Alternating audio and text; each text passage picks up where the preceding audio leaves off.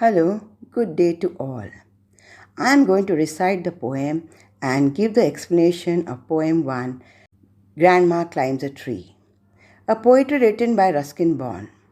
Ruskin was a poet, author, writer who wrote 30 books for the children. The poem Grandma Climbs a Tree, written by Ruskin, poetically describes his granny's love for climbing trees from a very young age. She learned to climb trees at a young age of 6. Imagine 6-year-old climbing trees. She could climb trees till the ripe age of 62. Now let me read the stanza 1 and then explain. My grandmother was a genius. You would like to know why? Because she could climb trees, spreading or high. She would be up their branches in a trice. And mind you, when last she climbed a tree, she was 62. Ever since childhood, she had this gift for being happier in a tree than in a lift.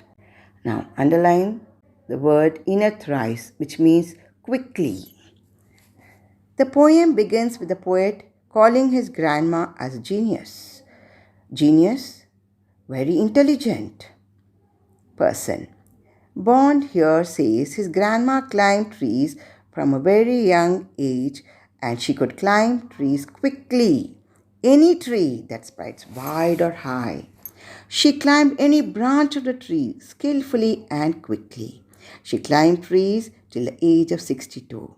The poet says his grandma was happy climbing tree tops rather on the ground. She likes climbing trees than climbing in a lift that moves up and down. Down the second stanza.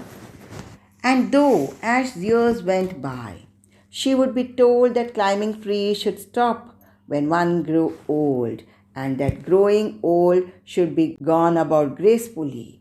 She would laugh and say, well, I will grow disgracefully. I can do it better. And we had to agree, for in all the garden there wasn't a tree she hadn't been up at one time or another, having learned to climb from a loving brother when she was 6. But it was feared by all that one day she would have a terrible fall. The outcome was different. While we were in town, she climbed a tree and couldn't come down. Gracefully, meaning is in a graceful manner, that is smooth and attractive way. The opposite of graceful is disgraceful. Explanation now of second and third stanza. Grandma kept climbing trees till she was old. She was told to stop climbing trees because it was not graceful to climb trees when one grew old. But Grandma laughed and she replied she will grow disgracefully and she would climb all the trees in the garden and enjoy her life. She meant that she didn't want to sit and waste her time. The poet agreed to it. Bond's family feared that Grandma would have a terrible fall, that is, she might fall down terribly. Grandma disagreed with this, and never ever it happened, and never ever she fell down, as feared by them. She learned climbing trees from her brother when she was 6. One day she climbed a tree and was unable to come down. There was nobody to help or rescue her to come down, as everyone in the house was out of town. I'm reading the fourth stanza. After the rescue, the doctor took Granny's temperature and said, I strongly recommend a quiet week in bed. We sighed with relief and tucked her up well. Poor Granny. For her, it was like a brief season in hell. Confined to her bedroom, while every breeze whispered of summer and dancing leaves. Here, tucked, put in a bed safely. Confined, underline, to prevent from moving. Now, underline like a brief season in hell. It's a figure of speech, a simile. while every breeze whispered of summer and dancing leaves is personification. Finally, after Grandma was rescued, as the poet Ruskin Bond puts it, the doctor was called as she developed fever now. The doctor advised or recommended her bed rest for a week, while Grandma's family were extremely happy with the doctor's advice. Grandma felt that she was confined to bed. That is, she was tucked in the bed and prevented from moving from the room.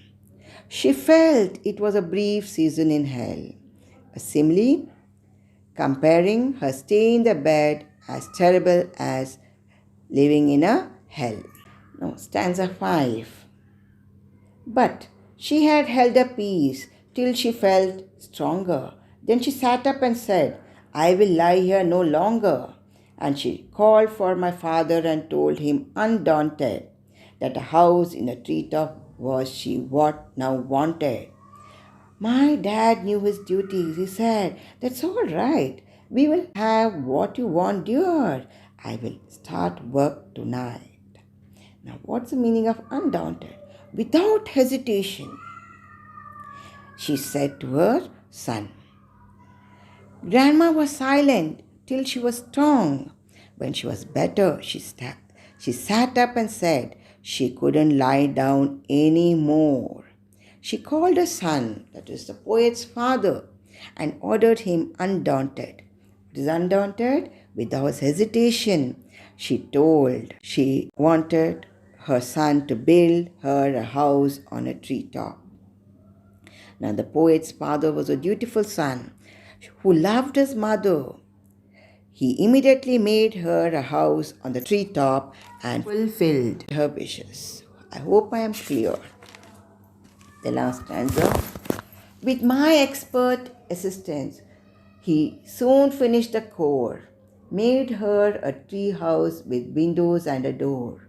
So Granny moved up, and now every day I climb to her room with glasses and tray. She sits there in a state and drinks sherry with me, upholding her right to reside in a tree. Now the meaning underlined core, task. Sherry, drink, juice. Reside, live, upholding, making clear to the world that she has a right to live in a tree. The poet helped his father to complete the task of building a house on the treetop for Grandma. Now, Grandma happily lived in the house, having windows and a door. The poet visits her every day to spend the evening sitting in the tree house and enjoy drinking sherry with her. This poem, written by Ruskin Bond, shows his unconditional love towards his family and Grandma. It shows his ability to enjoy unusual events and actions. Thank you.